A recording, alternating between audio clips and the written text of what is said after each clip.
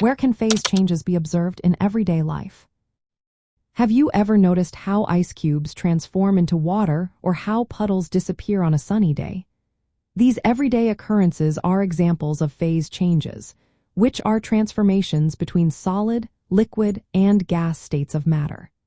Let's take a closer look at where we can observe these fascinating changes in our daily lives. First, consider melting. When you take ice cubes out of the freezer and leave them at room temperature, they absorb heat and turn into liquid water.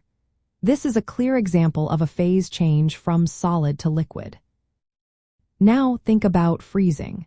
When you place a container of water in the freezer, it loses heat and transforms into solid ice. This process is essential for making ice for drinks or for keeping food fresh. Next, let's talk about evaporation. Have you ever seen puddles dry up after a rain shower?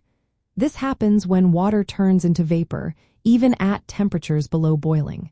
Similarly, when you sweat, the moisture on your skin evaporates, helping to cool you down. Boiling is another phase change we can observe. When you heat water on the stove, it reaches 100 degrees Celsius and begins to boil, changing from liquid to gas. This is often seen when cooking pasta or making tea.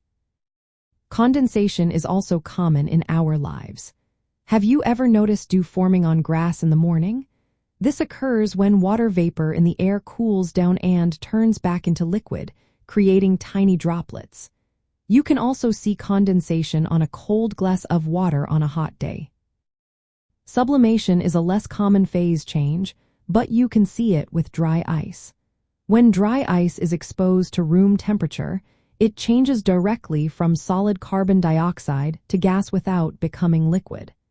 This creates a fog-like effect that can be fun for parties or science experiments. Deposition is the opposite of sublimation.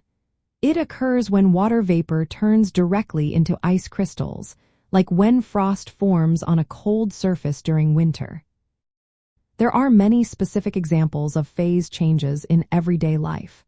Making ice cream involves freezing liquid cream into a solid dessert. Melting chocolate or crayons when heated is another example of phase change in action.